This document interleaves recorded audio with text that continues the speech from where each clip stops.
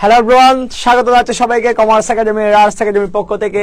দীর্ঘ অনেক দিন পর আবার চলে এসেছি সেই পুরনো platform commerce academy arts academy থেকে নতুন ভিডিও নিয়ে। সবাই কেমন আছেন, ভালো আছেন কিনা সেটা অবশ্যই কমেন্ট করে জানাবেন। ফার্স্ট অফ অল আমি একটু আমাদের ক্লাসটা একটু শেয়ার করে দিব। অবস্থা খুবই খারাপ, আজকে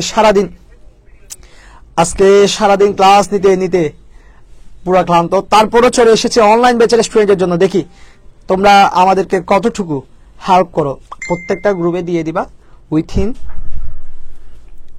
1 মিনিট, একদম 100% অডিয়েন্স যাতে সবাই চলে আসে আমাদের।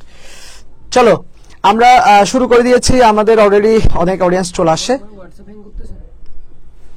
এই সময় এই বয়সে সেগুলো বলিও না বাবুরে, বহুত দিন পরে আসছি। কি অবস্থা মনারা, প্রিয় ভাইয়েরা? আমাদের জাহেদ ভাই যুক্ত হয়েছে সুদীর্ঘ ইউরোপ থেকে, এবং আমাদের সাথে যুক্ত হয়েছে সামিহা, নাদিয়া, আরে শেখ মাসুদ বিন আলী। আমাদেরকে একটু ডাকিয়েন। আচ্ছা, আপনাদেরকে কেন ডাকবো? আমাদের ইয়াহাবিবি প্রিয় শায়েক আসবেন? Okay sir, please sir. All done. চলো আমি একটু করে আমার দুই একটা গ্রুপ আছে, ওই গ্রুপে দিয়ে দিয়েছি। আচ্ছা, আমার একটা কাজ করতে হবে, আমার আইডি থেকে শেয়ার করে দিই আমি। আচ্ছা চলো, তোমরা সবাই দ্রুত শেয়ার করে দিবে। আমি 4 মিনিট পর্যন্ত ওয়েট করব, মানে 9টা 4-এর মধ্যে। আমি চাই যে সবাই কি করবেন, আমি চাই যে সবাই আপনারা 9টা 4-এর মধ্যে দ্রুত সবাইকে শেয়ার করে দিবেন, বন্ধু বান্ধব সবাইকে নিয়ে আসবেন। কেমন? আমার যতগুলো পেইড ব্যাচ এবং যেগুলো ফ্রি গ্রুপ আছে আমাদের সবগুলো গ্রুপে আমি দিয়ে দিচ্ছি। আমি আশা রাখবো আপনারা সবাই দিয়ে দিবেন, যাতে করে আমাদের যারা অডিয়েন্স আছে তারা খুব দ্রুত চলে আসে। আমি দিয়ে দিচ্ছি সবগুলোতে, হোপ সবগুলোতে দিয়ে দিয়েছি। ওকে, আচ্ছা আমি দেখতে পাচ্ছি অনেক অডিয়েন্স চলে আসছে। আমি রিকোয়েস্ট করব যে তোমরা কাইন্ডলি একটা কাজ করো, সবাই বন্ধু বান্ধবদেরকে একটু নিয়ে আসো। এটা শুধুমাত্র HSC 25-এর জন্য, কারণ আমরা একদম জিরো লেভেল থেকে শুরু করব। অর্থাৎ যারা আগে কখনো মানে পড়ালেখাতে ছিল না, কোনো প্রিপারেশন নাই, একদম তোমার কি বলা যায় প্রিপারেশন জিরো, তুমি কিছুই পড়ো নাই, ওই জিরো লেভেল থেকে তুমি হাউ টু বি হিরো, ঠিক আছে, এটা আমি শিখাবো তোমাদেরকে। একদম জিরো থেকে হিরো হব যদি তোমরা আমাদের সাথে এই কয়েকটা দিন লেগে থাকো। দেখেন আমরা লাইভ ক্লাসগুলো বেসিক্যালি নিয়ে যারা হচ্ছে প্রত্যন্ত অঞ্চলে থাকে, যারা আমাদের লাইভ ক্লাস আমাদের সেবা চাই বাট আমরা ওই জায়গায় যেতে পারি না, তাদের জন্য লাইভ ক্লাসের অ্যারেঞ্জ করি। এবং আমাদের যাদের একাডেমিক স্টুডেন্ট রয়েছে আমাদের একাডেমিতে, অফলাইনে পড়ে, অনলাইন ব্যাচগুলোতে পড়ে, তারা যাতে একাধিকবার সুবিধাগুলো পাই এই জন্য ব্যবস্থা করি। তা আমি কাইন্ডলি রিকোয়েস্ট করবো সবাই দ্রুত আমাকে একটা ভালো অডিয়েন্স গিফট করবেন, দেন আমরা সবাই একসাথে কাজ করতে পারবো, একসাথে ক্লাস করতে পারবো। সবাই একটু দ্রুত একটু কমেন্ট করবেন যে আপনারা কে কে শেয়ার করেছেন,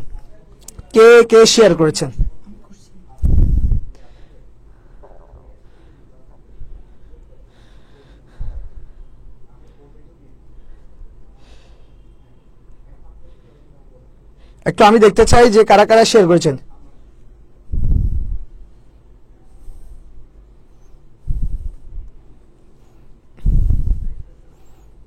দেখি বাচ্চারা একটু সবাই কমেন্ট করে জানো যে কারা কারা শেয়ার করেছো।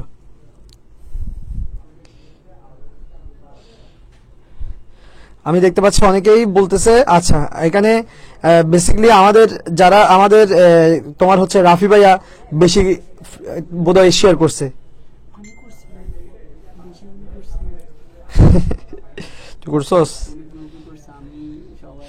ওকে, সবাই দিতে। আচ্ছা চলো আমরা একটু দেখি কয়জন যুক্ত হয়েছে আমাদের সাথে। অনেকে যুক্ত হয়েছে, আমি সবকিছু ঠিকঠাক করে দিয়েছি একদম। ওকে, শান্ত চক্রবর্তী দেখা যাচ্ছে। স্যার শেয়ার বাটন কাজ করে না কেন? কাজ করে না, শেয়ার বাটন কাজ করে না? কি বলো ভাই, অনেকগুলো শেয়ার দেখতে পাচ্ছি। অসংখ্য ধন্যবাদ। চলো আমরা অনেক সময় নষ্ট করেছি, এবার শুরু করবো। বলো আমরা একটু সবাই রেডি কিনা, আমাকে জাস্ট একটু কনফার্ম করো সবাই একটু রেডি কিনা। জাস্ট রেডি হলে সবাই একটু রেডি লিখেন, যারা যারা আছেন সবাই রেডি কিনা, একটা জাস্ট একটা রেডি লিখেন, সবাই একটা দ্রুত রেডি লিখেন, সবাই একটু দ্রুত রেডি লিখবো। ওকে সবাই একটু দ্রুত রেডি লিখবো। পরীক্ষা চলতেছে তাও জয় ভাইয়া ক্লাস মিস করা যাবে না। ইয়েস শেয়ার ডান ভাইয়া। ওকে ধন্যবাদ। আচ্ছা আমরা যারা আগে ক্লাসগুলো করেছে সমস্যা নেই, আবার করলে একটা জিনিস বারবার করলে তোমাদের জন্য উপকার আসবে। আমি একটা গল্প শুনেছিলাম, এটা কোথায় জানি একটা মোটিভেশনাল একজন স্পিকার থেকে শুনেছিলাম। সক্রেটিস সে কিন্তু তার, আমি যতদূর জানি সক্রেটিস মানে শুনছি আর কি, ঠিক আছে, এটা আমি এক্স্যাক্টলি জানি না, উনি ছিল বুলো মনের, বুঝতে পারছো?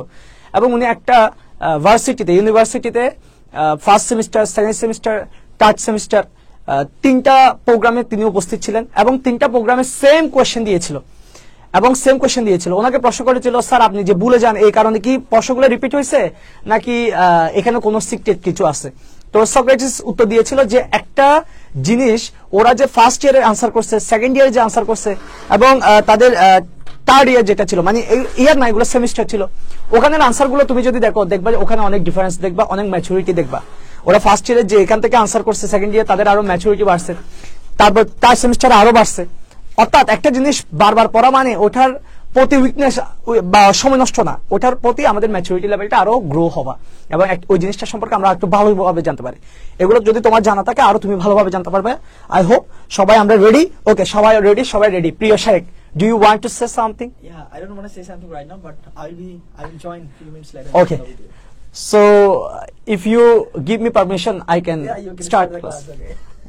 আচ্ছা, চলো ওকে, চলো রেডি, সবাই রেডি। আমরা সবাই যে ক্লাসে জয়েন করেছি সেই ক্লাসটার নাম কি? সবাই একটু কমেন্ট করো। সেই ক্লাসটার নাম হচ্ছে অর্থনীতি। কেমন? এই অর্থনীতি শব্দটাকে ভাঙলে 2টা শব্দ পাওয়া যায়, একটা স্যার অর্থ, একটা স্যার হচ্ছে নীতি। একটা অর্থ, একটা কি বলতো নীতি। তাহলে অর্থনীতি শব্দটাকে বাংলা আমরা কয়টা শব্দ পাই? 2টা শব্দ পাই, একটা হচ্ছে অর্থ, একটা হচ্ছে কি নীতি। এখন এই 2টা শব্দ তোমাদেরকে আগে শিখে ফেলতে হবে। কেমন? এগুলো একদম বেসিক শব্দ, এগুলো আমাদের অনেক সময় পরীক্ষা আসে। অর্থ কাকে বলে, নীতি কাকে বলে? তো অর্থ কাকে বলে? বলছে যেসব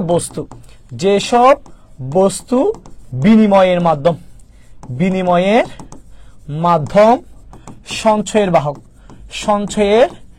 বাহক এবং মূল্যের পরিমাপক হিসেবে কাজ করে।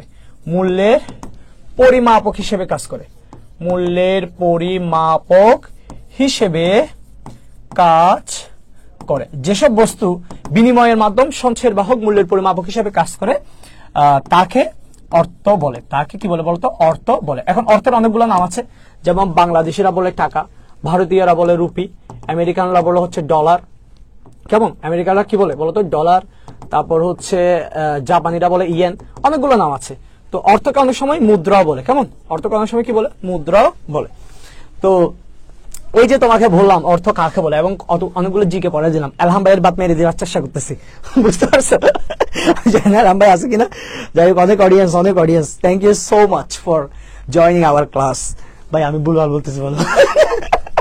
আচ্ছা, অর্থ হচ্ছে যেসব বস্তু বিনিময়ের মাধ্যম। দেখো, একদম মোস্ট ইম্পর্টেন্ট কিছু কথা আছে এখানে, এই পয়েন্টগুলো আমরা যদি পয়েন্ট আউট করতে না পারি সেক্ষেত্রে আমরা পরে দেখবা যে একদম উত্তরটা ঠিকঠাক দিতে পারছি না। বিনিময়ের মাধ্যম 1 নম্বর কথা। কেমন? সঞ্চয়ের বাহক 2 নম্বর কথা, এটা 1 নম্বর কথা, এটা 2 নম্বর কথা, এবং মূল্যের পরিমাপক এটা হচ্ছে 3 নম্বর কথা। তাহলে 3টা কথা মাস্ট আমার অর্থের সংখ্যার মধ্যে থাকতে হবে, যেটা হচ্ছে বিনিময়ের মাধ্যম, মানে যেটা দিলে তুমি আরেকটা জিনিস ফিডব্যাক পাওয়া, সেটা হচ্ছে বিনিময়ের মাধ্যম। সঞ্চয়ের বাহক, যেটা সঞ্চয় করা যায়। দেখবা মাছ মাংস এগুলো সঞ্চয় করা যায় না, একটা নির্দিষ্ট সময় শেষে এগুলো নষ্ট হয়ে যায়। কিন্তু টাকা তুমি বছরের পর বছর যদি কোথাও রেখে দাও, মাটির নিচে রেখে দাও, একদম অক্ষত থেকে যাবে। তাহলে বিনিময়ের মাধ্যম, সঞ্চয়ের বাহক এবং মূল্যায়ন করতে পারে, যে কোনো কিছু মূল্যায়ন করতে পারে, সেটাই হচ্ছে অর্থ।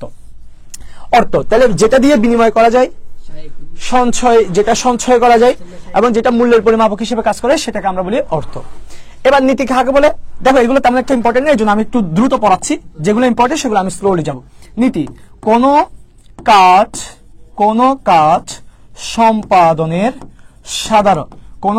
সম্পাদনের সাধারণ দিক নির্দেশনাকে নীতি বলে। কোন একটা কাজ করবা, এগুলার যে সাধারণ দিক নির্দেশনা আছে সেটাকে বলা হচ্ছে নীতি। আচ্ছা, কোন একটা কাজ সাধারণ দিক নির্দেশনা মানে কি? মনে করো তুমি একটা পরীক্ষা হলে যাচ্ছ, কেমন? পরীক্ষা একটা কাজ, এই কাজটা হবে, এই কাজটা করতে গেলে কি করে হয়?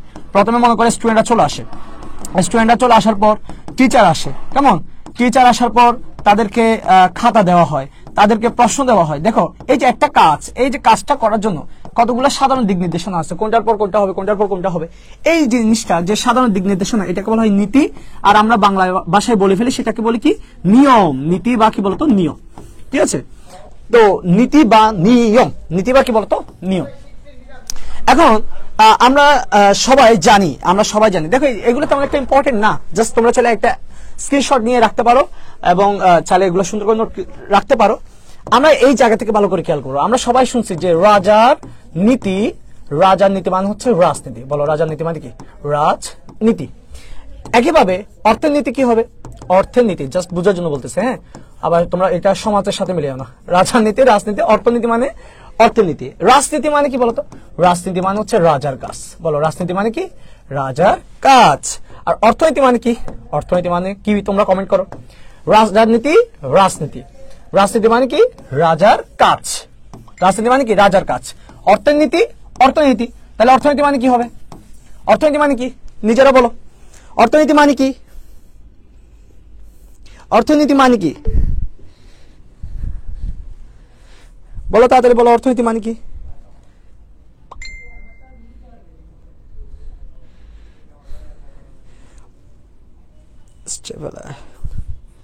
ভাই দ্রুত বলো অর্থনীতি মানে কি? ভাইরের একটা ক্লিয়ার করে লিখেন। ভাই ক্লিয়ার করে লিখতে হবে? আচ্ছা, আমার লেখাটা অনেক বৃষ্টি হচ্ছে। আচ্ছা, বুঝতে পারছি, সমস্যা নাই, আমি ক্লিয়ার করার চেষ্টা করতেছি। ওকে, আমাকে একটু বলো যে অর্থনীতি মানে কি? অর্থনীতি মানে হচ্ছে অর্থের কাজ। গুড, এই যে যারা লিখছো অর্থের কাজ, এটাই হচ্ছে কথা, উত্তর অর্থের কাজ। তো রাজার কাজ কি? রাজার কাজ হচ্ছে, দেখো রাজার কাজ হচ্ছে রাজ্য পরিচালনা করা। রাজ্য পরিচালনা করা, রাজার কাজ হচ্ছে রাজ্য পরিচালনা করা। আর অর্থের কাজ হচ্ছে কি জানো? অর্থের কাজ হচ্ছে অভাব পূরণ করা। অভাব পূরণ করা, অর্থের কাজ হচ্ছে অভাব পূরণ করা। খেয়াল করো, অর্থের কাজ হচ্ছে অভাব পূরণ করা। অর্থের কাজ কি বলতো? অভাব পূরণ করা। তার মানে অর্থনীতি মানে কি? অর্থনীতি মানে হচ্ছে অভাব পূরণ করা। অর্থনীতি আমাদেরকে কি শিখাবে? দেখো অর্থনীতি থেকে আমরা কি পাবো? কি শিখাবে আমাদেরকে অর্থনীতি? অর্থনীতি কি শিখাবে? আমরা কিভাবে আমাদের অভাবগুলো পূরণ করতে পারবো। আমরা এখন সবাই ইন্টারমিডিয়েট লেভেলে আছি, তো আমি ধরে নিচ্ছি আমি তোমাদের লেভেলে আছি। তো দেখা যাচ্ছে, দেখো আমরা এখন বেসিক্যালি আমাদের ফ্যামিলির উপর ডিপেন্ড করে থাকি।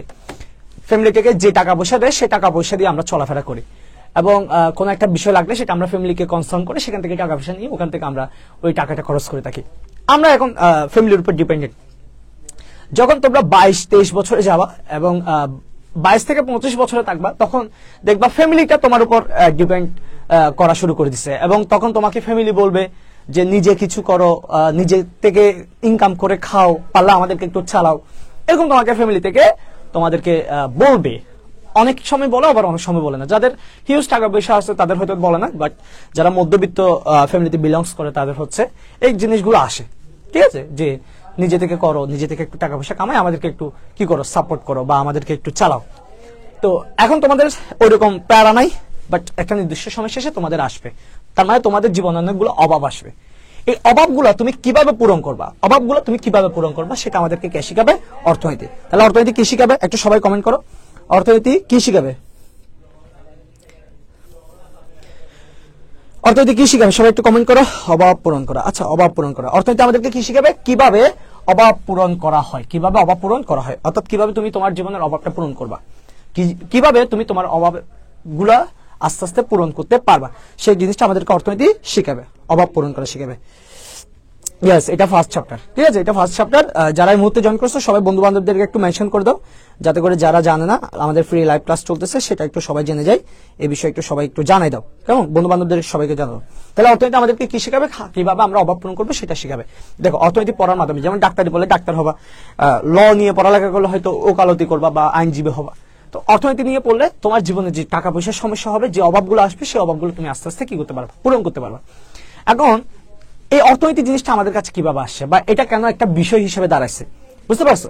বলা হয় অর্থনীতি হচ্ছে একটা সমাজ বিজ্ঞানের অংশ। কেমন? অর্থনীতি আগে কি ছিল জানো? অর্থনীতি হচ্ছে একটা সমাজ বিজ্ঞানের অংশ ছিল, সোশিওলজির একটা অংশ ছিল, সমাজ বিজ্ঞানের একটা অংশ ছিল। সেখান থেকে সমাজ বিজ্ঞান থেকে বের হয়ে সে যে আলাদা একটা বিষয়, এই যে আলাদা একটা বিষয়, এই আলাদা বিষয় হওয়ার পিছনে কাদের অবদান আছে, বা আলাদা বিষয় হিসেবে কিভাবে স্বীকৃতি পাইছে, বা আলাদা বিষয় হিসেবে সে কিভাবে আমাদের কাছে পরিচিতি পাইছে। তো এই জিনিসটা আমরা জানার চেষ্টা করব, যে সমাজ বিজ্ঞান থেকে কিভাবে অর্থনীতিকে আলাদা করা হয়েছে এবং অর্থনীতি কিভাবে আমাদের কাছে একটা বিষয় হিসেবে গুরুত্ব লাভ করছে। দেখো আমরা এই জিনিসটা যখন আলোচনা করব তখন আমি তোমাদেরকে বলি, এক সময় যখন আমরা প্রাচীন কালের কথা বলবো, কেমন, প্রাচীন কালের মানুষের প্রধান পেশা ছিল, প্রাচীন কালে মানুষের কি ছিল বলতো, প্রধান পেশা ছিল কৃষিকাজ। এগুলো সবাই জানো তোমরা, মানুষের তখন কৃষিকাজ করতো। তখন মনে করো কেউ চাল ডাল, কেমন, কেউ চাল ডাল মাছ মাংস এগুলো তৈরি করতো, চাল ডাল মাছ মাংস এগুলো তৈরি করতো তারা। এখন তখন কি হইতো জানো, তখন একজন ব্যক্তি মনে করো চাল তৈরি করে, আরেকজন ব্যক্তি মনে করো আরেকজন ব্যক্তি মাংস তৈরি করে। এখন ও কি করে, ওর খাওয়ার পর যেটা অবশিষ্ট, সে অবশিষ্ট অংশ, এই অবশিষ্ট অংশ সে ওকে দেয়, আর ওর যেটা অবশিষ্ট অংশ আছে, ও যেটা খাওয়ার পর অবশিষ্ট রয়েছে সে ওকে দেয়। এই যে দ্রব্যের আদান প্রদান, এটাকে বলা হয় দ্রব্য বিনিময়, দ্রব্য বিনিময় প্রথা বা বাটার সিস্টেম, দ্রব্য বিনিময় প্রথা বা বাটার সিস্টেম, বুঝতে পারছো, দ্রব্য বিনিময় প্রথা বা বাটার সিস্টেম।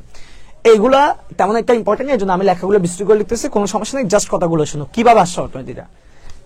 এই যে প্রাচীন যে মানুষের কথা বলতেছি, যে প্রাচীন কালে মানুষের দ্রব্য বিনিময় করতো, এখন দেখা যাচ্ছে এই যে মাংস দিচ্ছে, যে চাল দিচ্ছে, তাদের বিনিময়টা সুষ্ঠুভাবে হয় না। কারণ যে মাংস দিচ্ছে, মাংসের টেস্ট আর চালের টেস্ট ভিন্ন, মাংসের উপযোগ আর চালের উপযোগ ভিন্ন, মাংসের যে মাংস খেলে যে একটা সন্তুষ্টি, চাল ভাত খেলে শুধুমাত্র ভাত খেলে সেই সন্তুষ্টি পাওয়া যাচ্ছে না, তখন তাদের মধ্যে একটা দ্বন্দ্ব তৈরি হয়ে যাচ্ছে। এই দ্বন্দ্ব দূর করার জন্য দ্রব্য বিনিময় প্রথা বাদ দিয়ে একসময় কি তৈরি হয়েছে বলতো, একসময় বিভিন্ন তোমার হচ্ছে দামি পাথর, কেমন, হীরা, এগুলার দামি পাথর, পাথর কড়ি এগুলার প্রচলন হয়েছে। এরপরে যে জিনিসটা সব থেকে আধুনিক সংযোজন, সেটা হচ্ছে মুদ্রা আবিষ্কার হয়েছে। এই জিনিসটা দূর করার জন্য কি আবিষ্কার হয়েছে বলতো, মুদ্রা আবিষ্কার হয়েছে। এই মুদ্রা যখন আবিষ্কার হয়েছে, মূলত তখন থেকে অর্থনীতির বিষয়টা দাঁড়ানোটা শুরু হয়েছে। তখন আমরা গ্রিসের কথা স্মরণ করতে হবে, গ্রিস, প্রাচীন গ্রিস। গ্রিসের অনেকগুলো দার্শনিক ছিল, SPAA, আমরা বলি SPAA। এই যে সক্রেটিস, এটা হচ্ছে কে বলতো, এটা হচ্ছে সক্রেটিস, এটা হচ্ছে তোমার প্লেটো, কেমন, এটা হচ্ছে তোমার প্লেটো, এটা হচ্ছে এরিস্টটল, কেমন, এটা হচ্ছে এরিস্টটল, আর এটা হচ্ছে আলেকজান্ডার। এদেরকে বলা হয় আলেকজান্ডার। দেখো এদেরকে বলা হয় কি, এদেরকে বলা হয় গুরু শিষ্য। যেমন আলেকজান্ডারের গুরু এরিস্টটলের গুরু প্লেটোর গুরু হচ্ছে সক্রেটিস, বুঝতে পারছো। এরা হচ্ছে গ্রিসের এক একটা দার্শনিক, এবং অনেক একটা মানে ভিন্ন মাত্রায় অবদান রাখছে সমাজের ক্রমবিকাশ, সমাজ সভ্যতার একটা সুন্দর সিস্টেম তৈরি করার জন্য এদের অবদান অনস্বীকার্য। কেমন, এরা এক একটা বহুত বড় মাপের মানুষ ছিল। তো এদের মধ্যে যে এরিস্টটল ছিল, ঘটনা শুনো, যে এদের মধ্যে যে এরিস্টটল ছিল, সে প্রথম মূলত সেই প্রথম অর্থনীতির ধারণাটা দিয়েছিল। আমি এই জিনিসটা যদি একটু উপরে তুলি, এই জিনিসটা একটু উপরে তুললাম, দেখো এই জিনিসটা খেয়াল করো।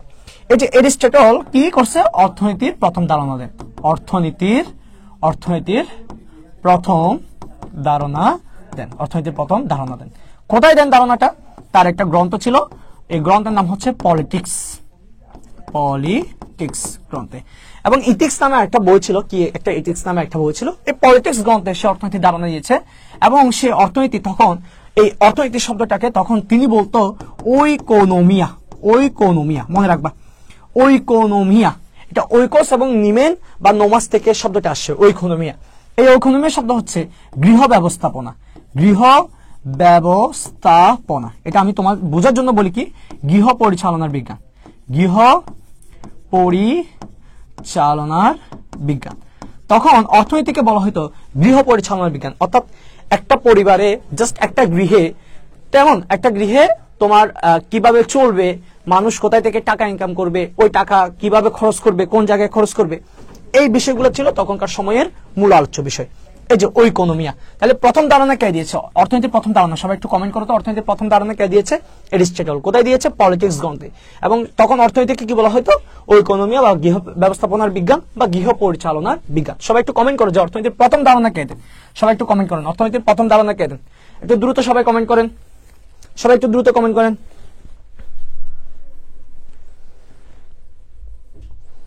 হ্যাঁ, জ্ঞানী ভাই ক্লাস।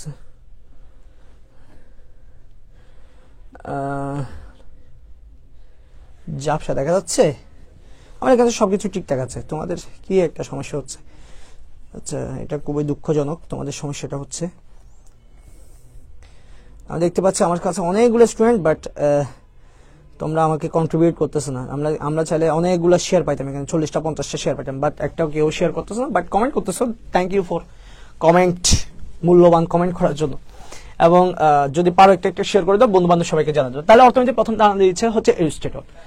এবং এই গ্রিস সভ্যতার পর তখন ভারতীয় উপমহাদেশে কিন্তু এই অর্থনীতি নিয়ে আলোচনা চলতেছে।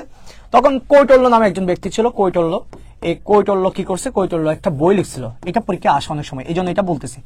অর্থশাস্ত্র নামে একটা বই লিখছিল। কেমন? অর্থশাস্ত্র। দেখো এই পলিটিক্স বইটা কিন্তু শুধুমাত্র যে অর্থনীতি বেস তা না, এই পলিটিক্স বইটা হচ্ছে সমাজ বিজ্ঞানের অংশ। এরা হচ্ছে সবাই সমাজ বিজ্ঞানী, বুঝতে পারছো? সমাজ ব্যবস্থা নিয়ে কথা বলতে এরা এগুলো সমাজকে বেস করে লিখছে। এখনো তোমার হচ্ছে কি অর্থনীতিকে নিয়ে বেস করে বইগুলা তৈরি হয় নাই, এই জন্য এইগুলা তেমন একটা গুরুত্বপূর্ণ বইগুলা। এই কৈটল্য কি লিখছে? অর্থশাস্ত্র। সে ভারতীয় উপমহাদেশের ছিলেন, তিনি বইটা লিখেছিলেন অর্থশাস্ত্র। এটা অর্থনীতির বেস করা লেখা। বাট এখানে শুধু তিনি কর ব্যবস্থা নিয়ে কথা বলছে, প্লাস সরকারি অর্থ ব্যবস্থা নিয়ে কথা বলছে, সরকারি রাজস্ব নিয়ে কথা বলছে। শোনো, ইনি কি করছে এখানে জাস্ট কর ব্যবস্থা এবং সরকারি রাজস্ব নিয়ে কথা বলছে। তেমন আর বেশি ইম্পর্টেন্ট কিছু বলা নাই বলে এই বইটা সবার কাছে তেমন একটা গ্রহণযোগ্যতা পায় নাই। কেমন? তাহলে কৈটল্য বইটা, অর্থশাস্ত্র বইটা লিখছে, বাট ওটা তেমন একটা গ্রহণযোগ্য পায় নাই। গ্রহণযোগ্য কখন পাইছে? আমাদের মূল বিষয় হচ্ছে গ্রহণযোগ্য কখন পাইছে। এটা হচ্ছে আমাদের জানতে খুব ইচ্ছা করে যে কখন থেকে অর্থনীতিকে আসলে সবাই গ্রহণ করা শুরু করেছে, কখন থেকে ভালোবাসা শুরু করেছে। যদি বলি তাহলে আমাদের যেতে হবে ক্লাসিক্যাল যুগে। বলো কি যুগে? ক্লাসিক্যাল বা ধ্রুপদী যুগ। এই ক্লাসিক্যাল বা ধ্রুপদী যুগে সব থেকে অর্থনীতির যে পরিবর্তনটা আসছে সেটা হচ্ছে ক্লাসিক্যাল বা ধ্রুপদী যুগে। কত সালে এটা স্যার? এটা হচ্ছে 1776 সালে, মানে 18 শতকে। এই 18 শতক মানে কি জানো? এই সরি অষ্টাদশ শতক বলে বা 18 শতক বলে। এই 18 শতক মানে হচ্ছে তোমার 1701 থেকে 1800। এই যে 1800-তে শেষ হবে, এই জন্য এটার নাম কি 18 শতক। 1900 শতক মানে 1900-তে শেষ। 20 শতক মানে কি তোমার 2000-এ শেষ। কেমন? এই যে 1800-তে শেষ হচ্ছে, এই জন্য এটা হচ্ছে 1800 শতক। তো এই 1800 শতকে 1776 সালে তোমার একজন খুব গুরুত্বপূর্ণ ব্যক্তি, সে হচ্ছে অ্যাডাম স্মিথ কি করছে? একটা বই লিখছিল। বইটার নাম কি জানো? The wealth of nation. একটা মাথার ভিতরে রাখো একটা কথা, যে দ্য ওয়েলথ অফ নেশন এটা বইয়ের সংক্ষিপ্ত নাম, বাট এটার একটা পুরো নাম আছে, an inquiry into the nature and causes of the wealth of nation. এটা পুরো নাম, বাট পরীক্ষা আসে এতটুকু, দ্য ওয়েলথ অফ নেশন। এই গ্রন্থটা লেখার পর মনে রাখবা, এই গ্রন্থটা লেখার পর অর্থনীতির যে একটা বিষয়, এই বিষয়ভিত্তিক গুরুত্ব বৃদ্ধি পায়। অর্থনীতির বিষয়ভিত্তিক গুরুত্ব বৃদ্ধি পায়। এই যে অর্থনীতির যে বিষয়ভিত্তিক গুরুত্বটা বৃদ্ধি পাইছে কার হাত ধরে? অ্যাডাম স্মিথের হাত ধরে। যে অর্থনীতির যে বিষয়ভিত্তিক গুরুত্বটা বৃদ্ধি পায়, তখন থেকে এই অর্থনীতি আলাদা একটা সাবজেক্ট হিসেবে সবার কাছে পরিচিতি পাইছে এবং আলাদা একটা বিষয় হিসেবে সব বিশ্ববিদ্যালয়ে পড়ালেখা করা শুরু করছে। এই জন্য এই অ্যাডাম স্মিথকে মনে রাখবে, এই অ্যাডাম স্মিথকে অর্থনীতির জনক বলা হয়। এই জন্য অ্যাডাম স্মিথকে অর্থনীতির জনক বলা হয়। একে বলা হয় অর্থনীতির বাপ, অর্থনীতির জনক। কোন জনক? ক্লাসিক্যাল বা ধ্রুপদী জনক। আচ্ছা, জাস্ট যদি পরীক্ষা আসে অর্থনীতির জনককে অ্যাডাম স্মিথ, সবাই একটু দেখি কমেন্ট করো যে অর্থনীতির জনককে। সবাই একটু কমেন্ট করো অর্থনীতির জনককে। ভালোবাসা কারে কয়? এটা তো আমি জানি না, ভালোবাসা কারে কয়। আমার পা খুব ব্যথা করতেছে, আমি বুঝতেছি না কেন, কি হয়েছে। দোয়া করতো, পা ঠিক হয়ে যায় মতো। 14 ফেব্রুয়ারি যাকে নিয়ে ঘুরতে বা পার্কে যাওয়া কে বলে ভালোবাসা? ওরও বাজি ফরার দিন ফসে না। অর্থনীতির জনক বলা হয় কাকে? অ্যাডাম স্মিথকে। দেখো তাহলে অর্থনীতির হাত ধরে যেহেতু অ্যাডাম স্মিথের হাত ধরে যেহেতু অর্থনীতি আমাদের কাছে সব থেকে বেশি পপুলারিটি পাইছে, এই জন্য অর্থনীতির বাপ বলা হয়, অর্থনীতির জনক বলা হয় অ্যাডাম স্মিথকে। বিষয়ভিত্তিক গুরুত্ব বৃদ্ধি পায়। পরীক্ষা আসে অর্থনীতির জনক বলা হয় কেন? অ্যাডাম স্মিথকে অর্থনীতির জনক বলা হয় কেন? কারণ 1776 সালে তার যে ওয়েলথ অফ নেশন গ্রন্থের মাধ্যমে বিষয়ভিত্তিক গুরুত্বটা বৃদ্ধি পাইছে। এটা অর্থনীতির সব থেকে বৈপ্লবিক পরিবর্তন এবং সব থেকে গোছানো বই ছিল দ্য ওয়েলথ অফ নেশন অর্থনীতি নিয়ে। তো এই জন্য তাকে অর্থনীতির জনক বলা হয়। এরপরে David Ricardo, Marshall, Karl Marx, Robinson অ্যারোবিন সার্কিট, কেমন? অ্যারোবিন্স, পিএস স্যামুয়েলসন, বাংলাদেশে না, বাঙালি অমর্ত্য সেন, কেমন? এরা খুবই অবদান রাখছে, বুঝতে পারছো? অনেক মানুষের অবদান আছে। তো এগুলো আমরা ধারাবাহিকভাবে জানবো। তাহলে আমাদের মূলত অর্থনৈতিক জিনিসটা আমাদের হাতে কিভাবে আসে? দেখো, প্রথমে অর্থনৈতিক কি শিখাই সেটা বলছি তোমাদেরকে। আমি প্রথমে কি শিখেছি? 1 নম্বর অর্থনৈতিক কি শিখাই, 2 নম্বর হচ্ছে অর্থনৈতিক কিভাবে আমাদের সামনে আসছে। অর্থনীতি এই দেখো, প্রাচীন গ্রিস থেকে অ্যাডাম স্মিথের হাত ধরে এখন বর্তমানে আমরা যে অর্থনীতি নিয়ে আলোচনা করি সেটা মূলত এই অ্যাডাম স্মিথের উন্নত সংস্করণ। এখান থেকে মূলত আমরা অর্থনীতি সম্পর্কে ভালো জানতে পারি। তো এই জায়গা থেকে যে অর্থনীতির এই ক্রমবিকাশ, এটা সবাই বুঝতে পারছো কিনা? এক কথায় বলো ইয়েস অর নো, এক কথায় বলো ইয়েস অর নো। বুঝতে পারছো সবাই? ক্লিয়ার? জাস্ট একটা ক্লিয়ার লিখো তো। আল্লাহ,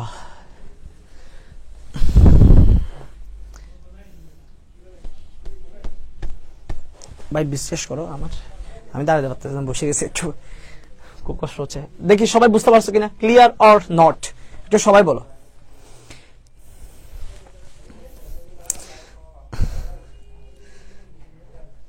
ইয়েস, ওকে, ইয়েস যদি হয়, ওকে, সবাই বুঝতে পারছো, আই হোপ। আচ্ছা, এবার পরীক্ষা যদি আসে অর্থনৈতিক কাকে বলে, তখন কি বলবো? অর্থনৈতিক কাকে বলে?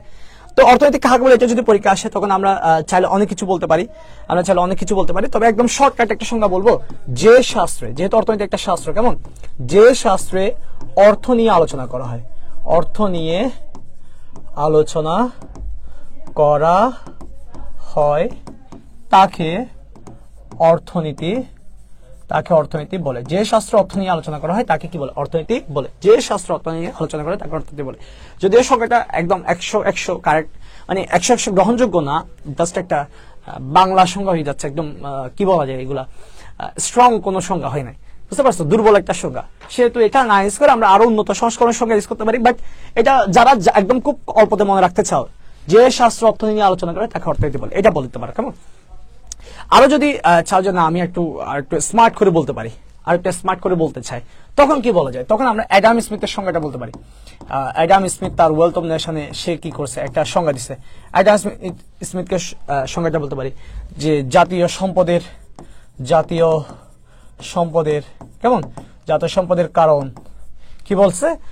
ওনার একটা সংজ্ঞা আছে খুব সুন্দর, যে জাতীয় সম্পদের প্রকৃতি এবং কারণ অনুসন্ধান করার, জাতীয় সম্পদের প্রকৃতি এবং কারণ, জাতীয় সম্পদের প্রকৃতি এবং কারণ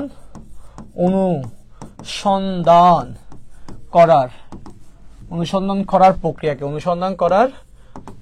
অর্থনীতি বলে। একটু প্রক্রিয়াকে অর্থনীতি বলে, কেমন?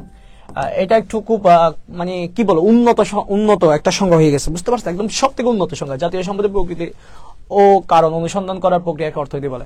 এটা ইউজ করতে পারো। অথবা আর যদি কেউ চাও যে না আমার এটা ভালো লাগতেছে না, তাহলে তুমি চাইলে অ্যার রবিন্সের সংজ্ঞা বলতে পারো। অ্যার রবিন্স কি বলছে? অর্থনীতি হলো এমন একটি বিজ্ঞান, অর্থনীতি হলো এমন একটি বিজ্ঞান যা মানুষের অসীম অভাব এবং বিকল্প ব্যবহারযোগ্য সম্পদের সমন্বয় করে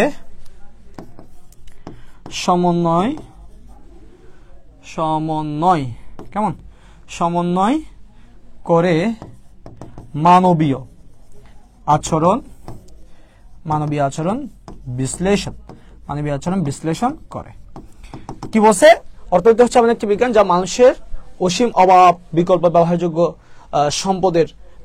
ব্যবহারযোগ্য সীমিত সম্পদের বা অপ্রতুল বা অপ্রচুর সম্পদের সমন্বয় করে মানবীয় আচরণ বিশ্লেষণ করে। এটাকে অবশ্য অ্যার রবিন্স বলছে।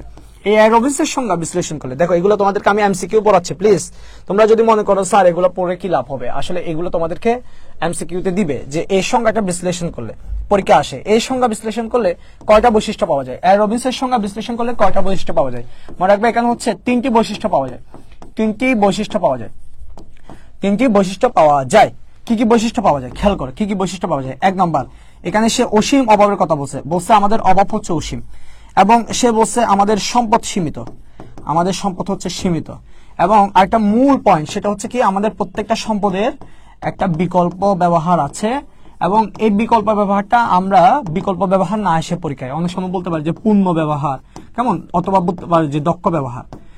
প্রত্যেকটা সম্পদের বিকল্প ব্যবহার করতে চাই, পূর্ণ ব্যবহার করতে চাই, দক্ষ ব্যবহার করতে চাই, উনি সেটা বোঝাতে পারছে। বলছে তোমার কাছে টাকা পয়সা কম, তুমি যখন কোন একটা কাজ করতে যাবে তখন তুমি চাইবে অবশ্যই ওই টাকাটা যাতে 100% তোমাকে একদম সর্বোচ্চ তৃপ্তি দেয়, সর্বোচ্চ লাভটা দেয়, ওই জিনিসটা তুমি চেষ্টা করবা। তো এটা উনি বলছে ওনার সংজ্ঞার মধ্যে এই বৈশিষ্ট্যগুলো পাওয়া যায়। তাহলে একটু কমেন্ট করে জানো যে এল রবিন্সের সংজ্ঞা বিশ্লেষণ করলে কয়টি বৈশিষ্ট্য পাওয়া যায়। সবাই একটু কমেন্ট করো তো, কয়টি বৈশিষ্ট্য পাওয়া যায়, একটু সবাই কমেন্ট করো, কয়টা বৈশিষ্ট্য পাওয়া যায়, সবাই একটু কমেন্ট করো। অ্যারোবিক্সের সংজ্ঞা বিশ্লেষণ করলে কয়টা বৈশিষ্ট্য পাওয়া যায়? এই রাফি, আমি বুঝতে পারতেছি না। তহিদ, এই এই দেখো ক্লাস বন্ধ তো, কেউ দেখতেছে না, আর ব্যথা করতেছে না, বিশ্বাস করো। আচ্ছা চলো, 3টি বৈশিষ্ট্য পাওয়া যায়। ওকে, রাইটিং ভালো না? হ্যাঁ, আমার রাইটিং একটু বুঝতে পারতেছে ভাই। আচ্ছা, 3টি বৈশিষ্ট্য পাওয়া যায়, খুব সুন্দর কথা। আচ্ছা, এবার চলো যে ওরা যে কথাগুলো বলতেছে এগুলো হয়তো আমাদের বোধগম্য হচ্ছে না, এবার বোধগম্য করার চেষ্টা করি, কেমন? এবার আমি তোমাকে আমার ভাষায় পড়াই। তো অর্থনীতি আমাদেরকে কি শিখায়, সবাই মনে আছে? অর্থনীতি আমাদেরকে কি শিখায়? অর্থনীতি আমাদের কি শিখায়? অর্থনীতি থেকে আমাদের শেখার কি আছে, কি শেখায় দেখি, সবাই একটু কমেন্ট করেন তো। অর্থনীতি আমাদেরকে কি শিখায়, একটু সবাই কমেন্ট করেন তো। অর্থনীতি আমাদেরকে কি শিখায়, সবাই একটু কমেন্ট করেন, দ্রুত কমেন্ট করেন। মনে আছে কিনা দেখি আমি একটু। সবার অডিয়েন্স এত কমে গেছে, বাপরে! সবাই কি বিজি ক্লাস করতেছে সবাই, নাকি অন্য কোথায় চলে গেছে? এত স্টুডেন্ট, এত অডিয়েন্স, কই চলে গেলা তোমরা সবাই? আফসোস। বলো, অর্থনীতি আমাদেরকে কি শিখায়, সবাই একটু কমেন্ট করো দ্রুত। ভাই একটু দ্রুত কমেন্ট করতে হবে, কারণ তোমরা যত লেটে কমেন্ট করবা আমার জন্য তত লস। দেখি সবাই একটু দ্রুত কমেন্ট করেন আমাকে।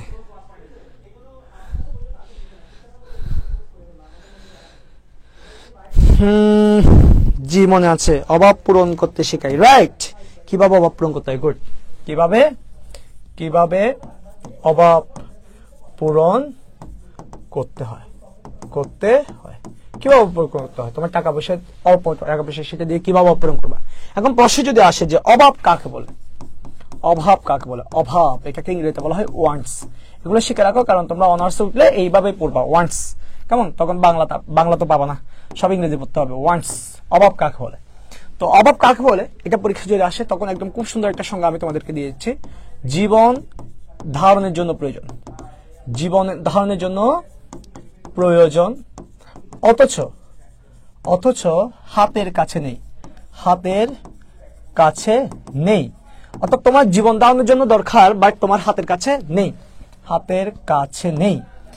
এমন দ্রব্য বা সেবা, কি বলতো? সেবা পাওয়ার, আকাঙ্ক্ষাকে, আকাঙ্ক্ষাকে অভাব বলে। আকাঙ্ক্ষাকে কি বলে? অভাব বলে।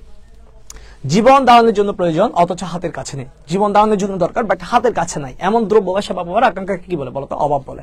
তুমি মনে করো একটা বিকারি চিন্তা করলো যে এখন তো খুব পড়তেছে, কি পরে, শীত পরে, আমার আচ্ছা শীত না, চলে যাবেন? আচ্ছা হাবিবি, কোথায় যাবেন? যে শ্বশুর বাড়ির রসের হাড়ি, আমরা পড়তাম মামার বাড়ির রসের হাড়ি। ঠিক আছে, ওকে ভাইয়া। আচ্ছা, আমি বলবো জীবন ধারণের জন্য প্রয়োজন, অথচ হাতের কাছে নেই, এমন দ্রব্য। ইংরেজিতে ওয়ান্টস। আচ্ছা, জীবন ধারণের জন্য প্রয়োজন। দেখো, একজন বিকারি গরমকালে চিন্তা করলো যে আমার তো গরমকালে বেশি গরম লাগে, আমার একটা এয়ার কন্ডিশনার কার থাকলে কারে কলে একটা বিক্রি করে চলে আসতাম, কেমন? ও একটা আকাঙ্ক্ষা করতেছে কারের, এই যে আকাঙ্ক্ষাটা করতেছে, দেখো ওর কিন্তু জীবন ধারণের জন্য বিকারি। তো কেমন বিকারি বলতে আমরা কাদেরকে বুঝি? যারা খুব কষ্ট করে চলাফেরা করে, মানে ওদের ইনকাম সোর্স নাই বা করার উপায় নাই, তো তার তো আর কার লাগবে না, কেমন? তো জীবন ধারণের জন্য প্রয়োজন নাই এমন কিছু আশা করলে হবে না, এমন কিছু আশা করবে যেটা জীবন ধারণের জন্য প্রয়োজন কিন্তু হাতের কাছে নাই, এমন দ্রব্য বা সেবার আকাঙ্ক্ষাকে কি বলে বলতো? অভাব বলে। এই অভাবটা হচ্ছে 3 ধরনের। বলতো অভাব কয় ধরনের? অভাব হচ্ছে 3 ধরনের। মানুষের অভাব হচ্ছে 3 ধরনের। কি কি অভাব আছে বলছে? মানুষের যেমন প্রয়োজনীয় অভাব আছে, প্রয়োজনীয় অভাব, অর্থাৎ খাদ্য, বস্ত্র, বাসস্থান, শিক্ষা, চিকিৎসা, এগুলো হচ্ছে প্রয়োজনীয় অভাব বা বিশেষ অভাব। এরপর এগুলো যদি পূরণ হয়, দেখবা মানুষে কি করে, আরাম খুঁজে, অর্থাৎ আরামদায়ক অভাব, মানুষের আরামদায়ক অভাব তৈরি হয়। এরপর কি হয়, আরাম যদি পায় তখন হচ্ছে বিলাসজাত অভাব। কেমন, মনে করে যার গাড়ি নাই, কেমন, যার গাড়ি নাই সে বলে যে আমার একটা সাইকেল হলে চলে, প্রয়োজনীয় অভাব। সাইকেল হলে এবার বলবে বাইক হলে চলে, আরামদায়ক অভাব। এবার বলে যে না, বাইক হবে না, একটা কার হলে, ভালো দামি ব্র্যান্ডের কার হলে, সেটা কি বলতো, বিলাসজাত অভাব। কারণ এখন শীত চলতেছে, কোন রকম একটা কাঁথা দিয়ে ঘুমাচ্ছে, যে সে হচ্ছে প্রয়োজনীয় অভাব পূরণ করতেছে। এবার সে চিন্তা করলে একটা কম্বল হলে ভালো হয়, আরামদায়ক অভাব। এবার আরাম পাওয়ার পর তুমি চিন্তা করলে বিদেশ থেকে একটা ব্র্যান্ডের কম্বল আনতে পারলে ভালো হয়, বিলাসজাত অভাব। তার মানে অভাবের শেষ আছে, শেষ নাই, অভাব শুধু আসতে থাকে। এই যে তাহলে অভাব কয় ধরনের, 3 ধরনের, প্রয়োজনীয়, আরামদায়ক, বিলাসজাত। এই জন্য অভাবের কিছু বৈশিষ্ট্য আছে, খুব সুন্দর সুন্দর অভাবের কিছু বৈশিষ্ট্য আছে। যেমন 1 নম্বর বৈশিষ্ট্য, দেখো এগুলা অনুধাবনমূলক প্রশ্ন আসে, অনুধাবনমূলক প্রশ্ন। কেমন, অনুধাবনমূলক কি প্রশ্ন, অনুধাবনমূলক প্রশ্নের মধ্যে এই জিনিসগুলো আসে। কি আসে বলতো, এই অভাবের বৈশিষ্ট্য। আমি ক্লাসে স্টুডেন্টদের বলি যে একটা পরীক্ষা ভালো করার জন্য তোমাকে 4টা বিষয় ক্লিয়ার রাখতে হবে। তোমাকে জানতে হবে কি পড়তে হবে, কিভাবে পড়তে হবে, পরীক্ষায় কি আসে এবং পরীক্ষায় কিভাবে লিখতে হবে। কি পড়তে হবে, দেখো আমি তোমাদেরকে বলি কি পড়তে হবে। তোমাকে আগে ঠিক করতে হবে কি পড়বা। তোমার বইয়ে তো অনেকগুলো টপিক আছে, কোনগুলো পড়বা, কি পড়তে হবে এবং সেগুলো কিভাবে পড়তে হবে। তুমি কি ইউটিউবে ক্লাস দেখে করবা, নাকি আমাদের কাছে এসে পড়বা, নাকি আমাদের ক্লাসগুলো দেখবা, কিভাবে পড়বা এটা ঠিক করবা, কি পড়তে হবে, কিভাবে পড়তে হবে। এরপর হচ্ছে প্রশ্ন কিভাবে আসে, প্রশ্ন কিভাবে আসে। এখন তুমি দেখো, আমি তোমাকে এই অভাব কাকে বলে পড়াচ্ছি, অভাব কত প্রকার পড়াচ্ছি, অভাবের বৈশিষ্ট্য পড়াচ্ছি। এখন আমি এত কিছু পড়াচ্ছি, দেখো কি পড়তে হবে, কিভাবে পড়তে হবে, সবগুলো আমি দেখা দিচ্ছি। প্রশ্ন কিভাবে আসে, এই যে প্রশ্ন কিভাবে আসে বলে দিচ্ছি, অনুধাবনমূলক প্রশ্ন আসে। দেখছো, এটা কোথায় আসে, এটা জ্ঞানে আসে। এটা কোথায় আসে, এটা এমসিকিউতে আসে। অভাব কয় ধরনের, 3 ধরনের। দেখছো, প্রশ্ন কিভাবে আসে শিখিয়ে দিচ্ছি। এবার আরেকটা জিনিস জানতে হবে, সেটা হচ্ছে পরীক্ষায় কিভাবে লিখতে হয়। কি লিখতে হবে বলতো, পরীক্ষায় কিভাবে লিখবো, এটাও তোমাকে শিখতে হবে। এই 4টা বিষয় যদি ক্লিয়ার করতে পারো, তোমার যে কোনো পরীক্ষায় খুব ভালো হবে। কি পড়বা, সেটা কিভাবে পড়বা, প্রশ্ন কিভাবে আসে, জ্ঞানমূলক, অনুধাবন, এমসিকিউ পড়া দিচ্ছি, প্রশ্ন কিভাবে আসে, পরীক্ষা কিভাবে লিখবো সেটাও দেখা দিচ্ছি। বৈশিষ্ট্য, 1 নম্বর বৈশিষ্ট্য কি, অভাব অসীম। বলো কি, অভাব অসীম। পরীক্ষা কিভাবে স্যার, অভাব অসীম ব্যাখ্যা করো। অভাব অসীম বলবে কি, অভাব অসীম ব্যাখ্যা করো। এটা অনুধাবনমূলক প্রশ্ন আসবে, অভাব অসীম ব্যাখ্যা করো। এটা হচ্ছে অভাবের বৈশিষ্ট্য, যে অভাব অসীম। দেখো, মানুষের জীবন ধারণের জন্য প্রয়োজন হচ্ছে হাতের কাছে নেই এমন দ্রব্য বা সেবা আকাঙ্ক্ষাকে অভাব বলে। মানুষের জীবনে প্রয়োজনীয় অভাব, চাল ডাল বস্ত্র বাসস্থান শিক্ষা চিকিৎসা পূরণ হলে তার আরামদায়ক অভাব সৃষ্টি হয়, আরামদায়ক অভাব পূরণ হলে বিলাসজাত অভাবের সৃষ্টি হয়। এভাবে করে অভাব প্রতিনিয়ত আমাদের জীবনের সৃষ্টি হতে থাকে, যার কারণে বলা হয় অভাব অসীম। অভাব কি, অসীম। কত সুন্দর, দেখো এগুলো আসে। কেমন, এগুলো তোমাদের হাউস ওয়াইফ থাকবে, দাঁড়াও, এগুলো তোমাদের কি থাকবে, হাউস ওয়াইফ, SW হোমওয়ার্ক থাকবে, হোমওয়ার্ক। কেমন, অভাব অসীম। 2 নম্বরে আসো, অভাব কি বলতো, অসীম। বলা হচ্ছে এদের মধ্যে যে প্রয়োজনীয় অভাব, দেখো অনেকগুলো অভাব, কিন্তু এই যে প্রয়োজনীয় অভাব, এটা হচ্ছে আমাদের বিশেষ অভাব। যেমন খাদ্যের অভাব, বস্ত্রের অভাব, এগুলো কিছু আমাদের বিশেষ অভাব আছে। এগুলো আমার চাইলে পূরণ করা যায়। তোমার গাড়ি বাড়ি, এগুলো হচ্ছে তোমার বিলাসজাত অভাব, আরামদায়ক অভাব। কেমন, এগুলো বাদে যেগুলো আমাদের বিশেষ অভাব, খাদ্যের অভাব, বস্ত্রের অভাব, বাসস্থানের অভাব, এগুলো আমাদের বিশেষ অভাব। তো বলা হচ্ছে বিশেষ অভাব পূরণযোগ্য, বিশেষ অভাব পূরণযোগ্য। বলো, বিশেষ অভাব কি বলতো, পূরণযোগ্য বা সসীম। পরীক্ষা আসে বিশেষ অভাব পূরণযোগ্য বা সসীম, বিশেষ অভাব পূরণযোগ্য বা সসীম। ব্যাখ্যা করো, এটাও আসবে কি বলতো, ব্যাখ্যা করো, বিশেষ অভাব সসীম, এটাও ব্যাখ্যা করো। দেখো এই দুটাও কিন্তু পরীক্ষা আসে, মাস্ট আসে পরীক্ষা। এগুলো তোমরা বাসায় লিখবা। তাহলে এটা কিভাবে লিখবা, বলবা কি, জীবন ধারণের জন্য প্রয়োজন হচ্ছে হাতের কাছে নেই এমন দ্রব্য বা সেবা আকাঙ্ক্ষাকে অভাব বলে। আমরা যাদের মানুষের জীবনে অভাবের কোনো সীমা নেই, অভাব অসীম। প্রয়োজনীয় অভাব পূরণ হলে আরামদায়ক অভাব, আরামদায়ক হলে বিলাসজাত অভাব। কিন্তু তার মধ্যে কিছু বিশেষ অভাব আছে, যেমন খাদ্যের অভাব। বিশেষ অভাবগুলো কি বলছি, যেমন খাদ্যের অভাব, বস্ত্রের অভাব। চাইলে মানুষ এই খাদ্যের অভাব এবং বস্ত্রের অভাবগুলো পূরণ করতে পারে, এই জন্য বলা হয় বিশেষ অভাব পূরণযোগ্য। এরপর দেখো, আর একটা অভাব শেষ হতে না হতে আরেকটা চলে আসে, এই জন্য বলা হয় অভাব পরস্পরের পরিপূরক। অভাব পরস্পরের পরিপূরক। বিশ্বাস করো, আমার খুব কষ্ট হচ্ছে, তারপর আমি তোমাদেরকে পড়াচ্ছি। আমার পায়ের অবস্থা খুব খারাপ যাচ্ছে, আমি দাঁড়াতে পারতেছি না। আমার এখানে এগুলো কি বলে, আমি তো জানি না, মানে খুব খারাপ অবস্থা আছে, বাট আমি কষ্ট করে খুব পড়াচ্ছি আজকে। আমি জানি না তোমরা জানো কিনা, আজকে আমার 7টা থেকে এখন পর্যন্ত দাঁড়ায় দাঁড়ায় শুধু ক্লাসে যাচ্ছে, তো অবস্থা খুব খারাপ।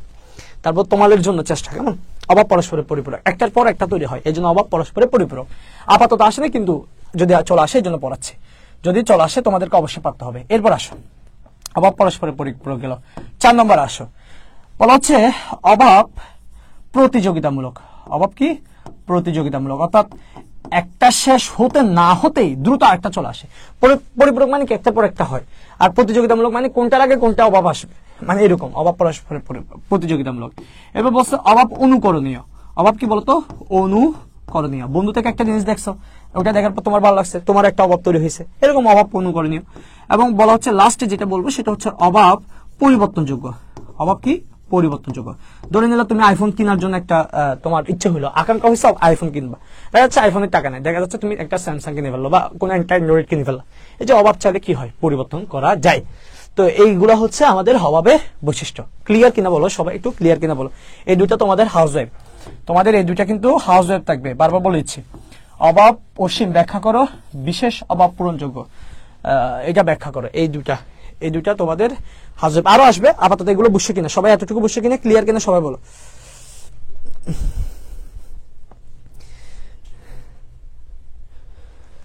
সবাই ক্লিয়ার কিনা একটু সবাই কমেন্ট করো দ্রুত। আবার পরস্পরের ক্লিয়ার ক্লিয়ার ভাইয়া। আচ্ছা ক্লিয়ার বলতেছে স্যার। হেনা কোথায়? হেনা কে? আচ্ছা অভাব প্রতিযোগিতামূলক। আচ্ছা অন্য সরকার বলছে ক্লিয়ার। আচ্ছা দ্রুত কমেন্ট করো। ওকে, অভাব দেখা যাচ্ছে অভাবের অনেক কিছু পড়ছে। অভাব কাকে বলে, এরপর অভাব কয় ধরনের, এবং হচ্ছে অভাবের কিছু বৈশিষ্ট্য পড়ছে। এখন আমাদের যে অভাবটা পূরণ করবে টাকা না, আমাদের অভাবকে পূরণ করবে টাকা। এরকম টাকা ছাড়া আমাদের আরো অনেক মূল্যবান জিনিস আছে, বুঝতে পারছো? বাড়ি হইতে পারে, গাড়ি হইতে পারে, দামি ঘড়ি হইতে পারে, কেমন? এই জিনিসগুলোকে বলা হয় রিসোর্স। অভাব পূরণ করতে যে জিনিসগুলো লাগে, শুনো, অভাব পূরণ করতে যে জিনিসগুলো লাগে এগুলোকে আমরা বলি রিসোর্স। এগুলোকে আমরা বলি কি বলতো? রিসোর্স। অভাব পূরণ করতে যা যা লাগে আমরা সেগুলোকে বলি রিসোর্স, অর্থাৎ বাংলায় বলা হয় সম্পদ। রিসোর্স বা কি বলতো? সম্পদ। তো এই সম্পদ বলতে দেখো, এই সম্পদ বলতে সেটা অর্থ হইতে পারে, কেমন? জমি হইতে পারে, কেমন? একটা হচ্ছে গাড়ি বাড়িও, এগুলো হইতে পারে। মূল্যবান জিনিস, কেমন? অথবা এই দেখো মূল্যবান জিনিস এগুলো হইতে পারে, মূল্যবান জিনিস, দামি বাড়ি গাড়ি এগুলো হইতে পারে। এগুলো ছাড়া একটা উৎপাদনকারী প্রতিষ্ঠানে যে জিনিসগুলো লাগে, মনে করো একটা কারখানায়, এই যে পোশাক তৈরির কারখানায়, ওখানে কাপড় লাগে, সুতা লাগে, বোতাম লাগে, যে উপকরণগুলো লাগে, এই উপকরণগুলোকে কি বলে বলতো? সম্পদ বলে। ভুল বুঝবো না, কেমন? টাকা, জমি, মূল্যবান জিনিস, উপকরণ, এগুলো সবগুলো কি বলতো? সম্পদ বা রিসোর্স। তো তো পরীক্ষা যদি আসে সম্পদ কাকে বলে, তখন বললে তো হবে না অর্থ, জমি, মূল্যবান জিনিস, উপকরণ, এগুলোকে সম্পদ বলে। একটা সুন্দর সংজ্ঞা দিতে হবে। কি দিব সংজ্ঞাটা? কি দিব, কিভাবে দিচ্ছি দেখো। বলছে যেসব বস্তুগত, যেসব লিখি নাই, যেসব বস্তুগত ও অবস্তুগত দ্রব্যের, যেসব বস্তুগত ও অবস্তুগত দ্রব্যের, যেসব বস্তুগত ও অবস্তুগত দ্রব্যের কি আছে? উপযোগ আছে, তোমার আর্থিক মূল্য আছে, তারপর হচ্ছে তোমার সীমাবদ্ধ যোগান, এবং যোগান সীমাবদ্ধ, এবং কি যোগান সীমাবদ্ধ। তাহলে যেসব বস্তুগত অবস্তুগত দ্রব্যের উপযোগ আছে, আর্থিক মূল্য আছে এবং যোগান সীমাবদ্ধ, তাকে কি বলে বলতো? তাকে সম্পদ বলে। তাহলে সম্পদের কি থাকতে হবে? উপযোগ থাকতে হবে। উপযোগ মানে কি জানো? যে জিনিসটা অভাব পূরণ করতে পারে, যে জিনিসটা কি করতে পারে? উপযোগ মানে কি? অভাব পূরণের ক্ষমতা। অভাব পূরণের ক্ষমতা থাকতে হবে। উপযোগ মানে কি? অভাব পূরণের ক্ষমতা। মনে রাখবা, উপযোগ মানে অভাব পূরণের ক্ষমতা। যে জিনিসের অভাব পূরণের ক্ষমতা আছে, একটা টাকা দিয়ে মূল্যায়ন করা যায়, এবং যেটা যা চাই। যোগান সীমাবদ্ধ মানে কি জানো? যোগান সীমাবদ্ধ মানে হচ্ছে যা চাই তার চেয়ে কম, যা চাই তার চেয়ে কম পায়, মানে আমি যা চাই তার চেয়ে যেটা আমি কম পাই, এটাকে বলা হচ্ছে যোগান সীমাবদ্ধ। আমি চাইলাম আমার কাছে 50,000 টাকা থাক, কিন্তু আমার আছে 30,000 টাকা, তাহলে এই 30,000 টাকা যে জিনিসটা আমি চাচ্ছি বোঝানোর জন্য বলতেছি, কেমন এই জিনিসটা হচ্ছে এরকম, তুমি চাচ্ছ অনেক অনেক তুলা আসুক, কেমন কাপড় তৈরির জন্য সুতা লাগবে, সুতা তৈরি করতে তুলা লাগবে, তুলা অনেক অনেক তুলা তুমি চাচ্ছ, কিন্তু তুমি যা চাচ্ছ তার চেয়ে অবশ্যই কম পাবা। যেটা তুমি চাচ্ছ তার চেয়ে অবশ্যই যেটা কম পাবা সেটাই হচ্ছে সেটাকে বুঝাই হচ্ছে যোগানের সীমাবদ্ধতা। আর যেসব জিনিসের যোগান সীমাবদ্ধ সেটাই হচ্ছে কি হইতে পারবে, সম্পদ হতে পারবে। যোগান অসীম হলে সেটা সম্পদ হইতে পারবে না, যোগান সীমাবদ্ধ হইলে সেটা কি বলতো সম্পদ। এখন সম্পদ সেটাও 3 ধরনের, বলো সম্পদ কয় ধরনের? সম্পদ আবার হচ্ছে 3 ধরনের। যেমন তোমার ব্যক্তিগত সম্পদ থাকতে পারে, তোমার কতগুলো ব্যক্তিগত, নিজের বাড়ি, নিজের গাড়ি, কেমন নিজের যা আছে এগুলোকে বলা হচ্ছে ব্যক্তিগত সম্পদ। এরপর হচ্ছে জনসম্পদ, যেটা হচ্ছে একটা নির্দিষ্ট এলাকার মানুষের হইতে পারে, যেমন পার্ক, কেমন গ্রন্থাগার, এগুলো হচ্ছে জনসম্পদ। আর যেটা পুরো দেশের মানুষ ইউজ করবে সেটাকে বলা হচ্ছে জাতীয় সম্পদ, যেমন রাস্তা হইতে পারে, কেমন সেতু হইতে পারে, রাস্তা হইতে পারে, সেতু হইতে পারে, এগুলো হচ্ছে তোমার জাতীয় সম্পদ। ব্যক্তিগত সম্পদ মানে নিজের, জনসম্পদ মানে একটা নির্দিষ্ট এলাকার মানুষের, জাতীয় সম্পদ মানে পুরো দেশের, এটা হচ্ছে সম্পদ।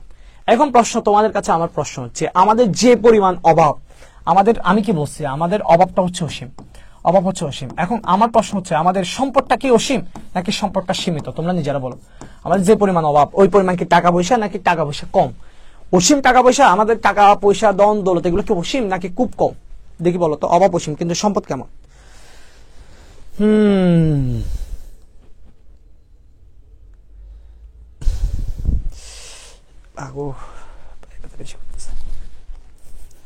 বলো আমাদের অভাব অসীম কিন্তু সম্পদ কেমন একটু সবাই বলো তো, অভাব অসীম সম্পদ কেমন একটু সবাই বলো তো।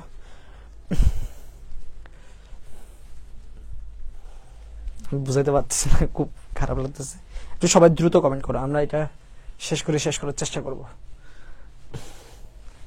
অভাব অসীম কিন্তু সম্পদ কেমন? সম্পদ হচ্ছে যা চাই তা পেয়ে যায়, লিমিটেড, গুড। সম্পদ হচ্ছে সীমিত, অর্থাৎ আমরা যে পরিমাণ সম্পদ চাই সে পরিমাণ আমরা সম্পদ পাই না। অভাব অসীম কিন্তু আমাদের সম্পদ সীমিত। এই যে সীমিত সম্পদ বা সম্পদ যে সীমিত, এটাকে অর্থনীতির ভাষায় বলা হয় দুষ্প্রাপ্যতা। বলো এটাকে অর্থনীতির ভাষায় কি বলো বলতো? দুষ্প্রাপ্যতা, স্কারসিটি, দুষ্প্রাপ্যতা। তাহলে আমরা একটা নতুন জিনিস পাইলাম, সেটা হচ্ছে দুষ্প্রাপ্যতা বা স্কারসিটি। দুষ্প্রাপ্যতা বা স্কারসিটি এটা কি জিনিস? এই জিনিসটা আমরা একটু বোঝার চেষ্টা করি। দুষ্প্রাপ্যতা বা স্কারসিটি জিনিসটা কি? ওই যে আমাদের অভাবের তুলনায় আমাদের যে টাকা পয়সাটা কম, অভাবের তুলনায় সম্পদের স্বল্পতাকে দুষ্প্রাপ্যতা বলে। অভাবের তুলনায় সম্পদের স্বল্পতাকে দুষ্প্রাপ্যতা বলে। তোমার যে পরিমাণ অভাব তার চেয়ে যে টাকা পয়সা কম, এটাকে বলে দুষ্প্রাপ্যতা। অনেকে বলতে পারে যে প্রয়োজনের তুলনায় সম্পদের স্বল্পতাকে দুষ্প্রাপ্যতা বলে, এটাও বলা যাবে। অথবা বলতে পারে যে চাহিদার তুলনায়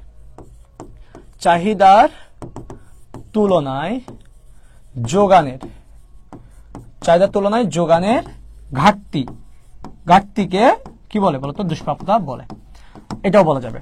এই দুষ্প্রাপ্যতার ধারণাটা আমাদেরকে প্রথম কে দিয়েছে? এটা প্রথম ধারণা দিয়েছে হচ্ছে এল রবিন্স। দুষ্প্রাপ্যতা ধারণা প্রথম কে দিয়েছেন? Lionel Robbins. এল না বলে অনেক সময় লিওনেল মেসি না, এটা লিওনেল রবিন্স। কেমন? Lionel Robbins. তাহলে এল রবিন্স হচ্ছে এটা দুষ্প্রাপ্যতা প্রথম ধারণা দিয়েছে। এই হচ্ছে দুষ্প্রাপ্যতা কাকে বলে, কয় ধরনের হতে পারে, কাকে বলে এটা, এবং এটা ধারণা কে দিয়েছে, এগুলাই আসে, এর বাইরে আসে না। এবং মনে রাখবা আমাদের যে অসীম অভাব এগুলো আমরা চাইলে পূরণ করতে পারি না। কেন পূরণ করতে পারি না? কারণ এই দুষ্প্রাপ্যতার কারণে। তাহলে বলা হচ্ছে কি অসীম অভাব। দেখো এটা কিন্তু অনুধাবনমূলক প্রশ্ন, অনুধাবনে আসে, খুব গুরুত্বপূর্ণ প্রশ্ন। অর্থনীতি থেকে সব অভাব পূরণ করা যায়? উত্তর হচ্ছে সব অভাব তো পূরণ করা যাবে না। প্রশ্ন হচ্ছে কেন অর্থনীতিতে আমরা সব অভাব পূরণ করতে পারি না? কেন? লিওনেল মেসি না। তাহলে আমরা অর্থনীতিতে পরীক্ষা আসে কি জানো? এটা অনুধাবনমূলক প্রশ্ন, এটাও তোমরা হাউসওয়াইফ করবে সুন্দর করে। 3টা হচ্ছে কিন্তু এটা 3 নাম্বার। অর্থনীতিতে সকল অভাব পূরণ করা যায় না কেন? এটা আসলো, মনে করো এই অর্থনীতিতে সকল অভাব পূরণ করা যায় না কেন, ব্যাখ্যা করে, এটা পরীক্ষা আসে। তো এটা যদি আসে তখন কি লিখবা? বলবো অর্থনীতিতে দুষ্প্রাপ্যতার কারণে আমাদের টাকা কম ভাই, টাকা পয়সা কম, সবগুলো অভাব কেমনে পূরণ করবো? আমার যে পরিমাণ অভাব তার চেয়ে সম্পদ কম, সম্পদের স্বল্পতার কারণে অর্থনীতির সকল অভাব পূরণ করা যায় না, বা দুষ্প্রাপ্যতার কারণে অর্থনীতির সকল অভাব পূরণ করা যায় না। অভাবের তুলনায় সম্পদের স্বল্পতাকে দুষ্প্রাপ্যতা বলে। আমরা জানি আমাদের অভাব হচ্ছে অসীম, কিন্তু আমাদের সম্পদ সীমিত। সীমিত সম্পদ দিয়ে আমরা চাইলে সব অভাব পূরণ করতে পারবো না, যার কারণে এই সম্পদের স্বল্পতার কারণে অর্থনীতিতে সকল অভাব পূরণ করা যায় না। কত সুন্দর, 2-3 লাইনে শেষ করবো, একদম এক্সাক্ট উত্তর হয়ে যাবে।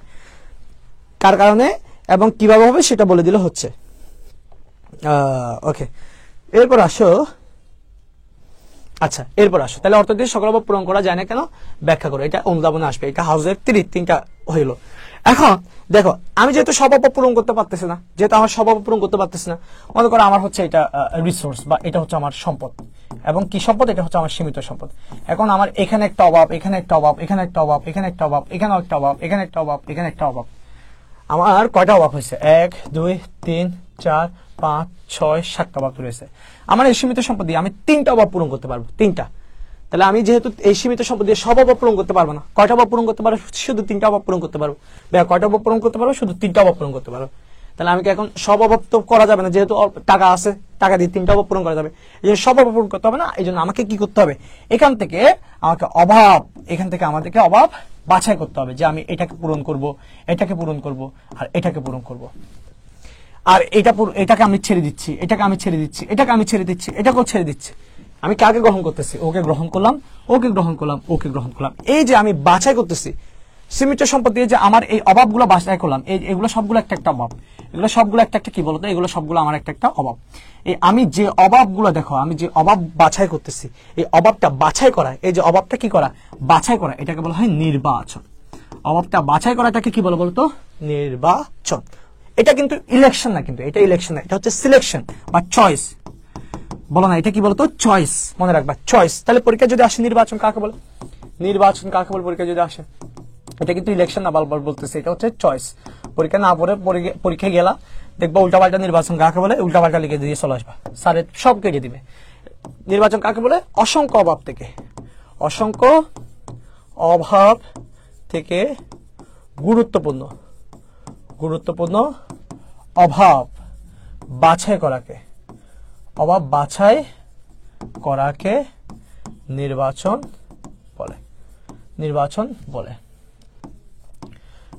বলে। অসংখ্য অভাব থেকে গুরুত্বপূর্ণ অভাব বাছাই করাকে নির্বাচন বলে। তোমার অনেকগুলো অভাব আছে, তার মধ্যে যে গুরুত্বপূর্ণ অভাব সেটা বাছাই করাকে কি বলে? নির্বাচন করে। কেন নির্বাচন করতে হয়? মানুষকে কেন নির্বাচন করতে হয় বলতো? আমাকে কেন নির্বাচন করতে হয়েছে? আমি এখানে কেন শুধুমাত্র এই তিনটা জিনিসকে নির্বাচন করলাম? শুধু এই 3টা জিনিসকে কেন নির্বাচন করলাম? এগুলো করতে পারি না কেন? এটা পারি না, এটা পারি না, কেউ বলতে পারবা? দেখি একটু তোমাদের কমেন্ট চাই। আমি কেন নির্বাচন করতে পারিনি বাকিগুলো? কোন সাপ্টার হচ্ছে প্রথম। কেন পারি না একটু বলো তো সবাই। নির্বাচন বলে।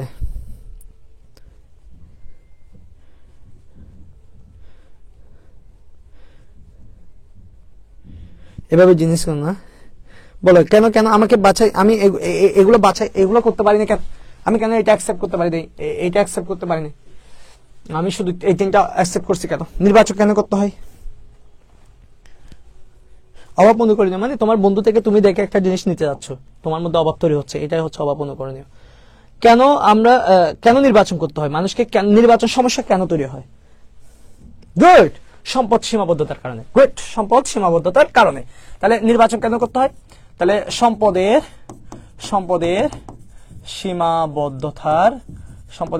সীমাবদ্ধতার কারণে নির্বাচন সমস্যার উদ্ভব হয়। আচ্ছা, এখন তুমি নির্বাচন করার সময় তুমি কি চাইবা যে তোমার টাকাটা কোন রকম ইউজ হলে হবে, নাকি তুমি চাইবা সম্পদের দক্ষ ব্যবহার চাইবা? অবশ্যই তুমি বলবা আমার সম্পদের যাতে দক্ষ ব্যবহার হয়। তাহলে এটাও আসতে পারে যে সম্পদের দক্ষ ব্যবহারের জন্য তুমি যে অভাবের অগ্রাধিকার পছন্দ করতেছো, অগ্রাধিকার মানে যেটাকে বেশি অধিকার দিচ্ছ, সম্পদের দক্ষ ব্যবহারের জন্য মানুষ কি করে? অভাবের অগ্রাধিকার পছন্দ করাকে কি বলে বলতো? নির্বাচন বলে। দেখছো, এগুলো সবগুলো নির্বাচনের সংজ্ঞা। কেন নির্বাচন? সম্পদের সীমাবদ্ধতার কারণে নির্বাচন উদ্ভব হয়। এটা পরীক্ষা আসে, কিন্তু এটা তোমার অনুধাবনে আসে, একটু পরে লিখে দিচ্ছি। আচ্ছা, নির্বাচন তাহলে সম্পদের দক্ষ ব্যবহারের জন্য কি করতে হয়? মানুষের নির্বাচন করতে হয়। তো একটা এখানে অনুধাবন একটা প্রশ্ন, খুব সুন্দর অনুধাবন একটা প্রশ্ন আসে, অনেকগুলো প্রশ্ন আসে অনুধাবনমূলক প্রশ্ন। এটা হচ্ছে হাউসওয়েভ 4, কেমন 3 দিয়েছিলাম, এবার 4 দিচ্ছি, কেমন নির্বাচন সমস্যা কেন উদ্ভব হয়, নির্বাচন সমস্যা কেন উদ্ভব হয় ব্যাখ্যা করো। SW5 আসতে পারে যে অর্থনীতিতে অসংখ্য বা পূরণের ক্ষেত্রে অসংখ্য অভাব পূরণের ক্ষেত্রে কেন নির্বাচন সমস্যা দেখা দেয়। দেখো এগুলো সেম প্রশ্ন, দেখা দেয়, এগুলো সেম ক্যাটাগরি প্রশ্ন, বাট প্রশ্নের প্যাটার্নটা ভিন্ন হচ্ছে। অথবা বলতে পারে নির্বাচন কেন 6, কেমন নির্বাচন, এগুলো সেম ক্যাটাগরি, কেমন নির্বাচন কেন মৌলিক অর্থনৈতিক সমস্যা, নির্বাচন কেন মৌলিক অর্থনৈতিক সমস্যা, এভাবে করে প্রশ্ন দিতে পারে। মানে এই যে নির্বাচন কেন করতে হচ্ছে, সম্পদের সীমাবদ্ধতার কারণে। এই নির্বাচন করতে গেলে মূলত সমস্যাটা তৈরি হয়, অর্থনৈতিক সমস্যাটা তৈরি হয়। কেন নির্বাচন কেন মৌলিক অর্থনৈতিক সমস্যা, এইগুলো হচ্ছে তোমার হাউসওয়েভ আকারে আসবে।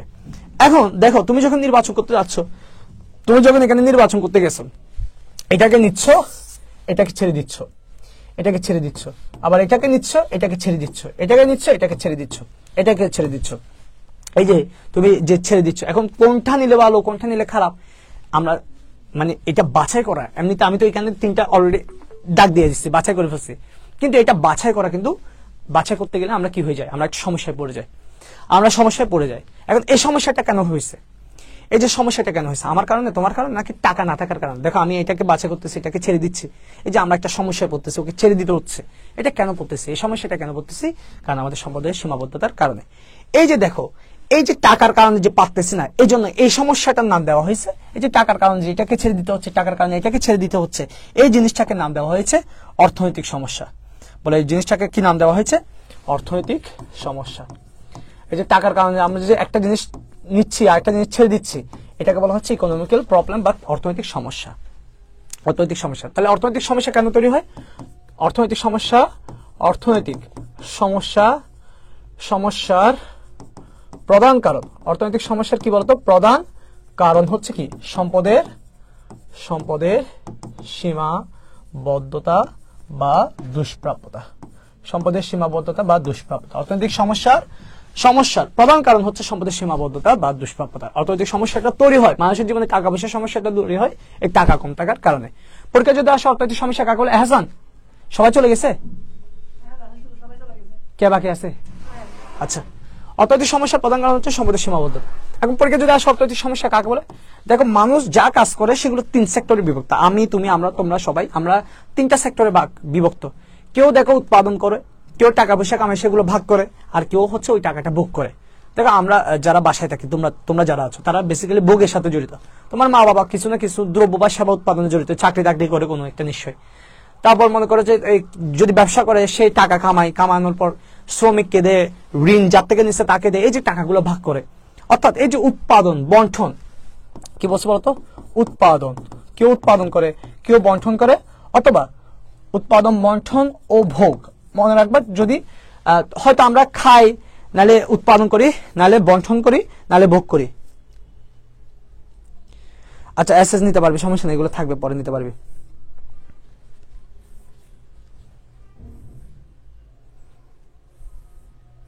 আচ্ছা দেখো, এই যে উৎপাদন, বন্টন, ভোগের উদ্দেশ্যে, ভোগের কি উদ্দেশ্যে, যে মানুষ কর্ম প্রচেষ্টা চালায়, উৎপাদন উদ্দেশ্যে, ভোগের উদ্দেশ্যে মানুষের কর্ম প্রচেষ্টা,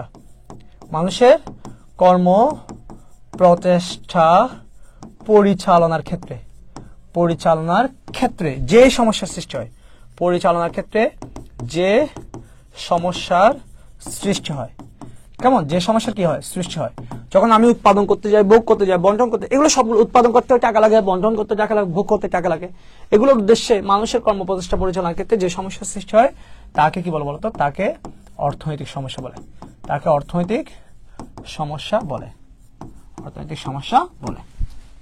কারণ এই ছিল হচ্ছে অর্থনৈতিক সমস্যা। এরপরে মৌলিক সমস্যা নিয়ে কথা বলবো, এগুলো অর্থনৈতিক সমস্যা, এরপর কথা বলবো। আজকে এখানে শেষ করবো।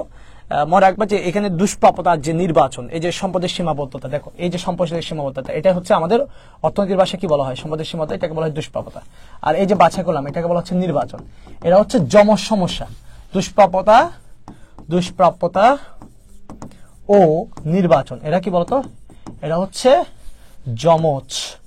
যমজ সমস্যা। অর্থাৎ এরা যেখানে দুষ্প্রাপ্যতা সেখানে নির্বাচন থাকবে। এবং এই নির্বাচন করতে গেলে মূলত আমরা এই চক্রে পড়ে যাই। এই চক্রটাই হচ্ছে অর্থনৈতিক সমস্যা।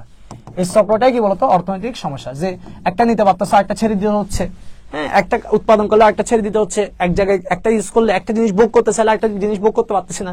এই যে টাকা পয়সার সীমাবদ্ধতার কারণে আমরা নির্বাচন করতে হচ্ছে, নির্বাচন করতে গেলে যে সমস্যা তৈরি হচ্ছে, এটাই হচ্ছে অর্থনৈতিক সমস্যা। সবাই বুঝতে পারছেন কিনা এতটুকু বলেন, আমি আর দাঁড়াতে পারতেছি না, বিশ্বাস করেন। নেক্সট ক্লাস কবে, কয়েকদিনের মধ্যে নিবো ভাই, আমি আর দাঁড়াতে পারতেছি না, সত্য কথা। দোয়া করিস, আমার পায়ে খুব ব্যথা করতেছে, আমি জানি না কেন হঠাৎ করে আজকে সারাদিন দাঁড়ায় আছি। সবাই বুঝতে পারছো কিনা, একটু ক্লিয়ার কিনা, সবাই একটু বলো, দ্রুত সবাই একটু দ্রুত বলো, আমরা সবাই বুঝতে পারছি কিনা।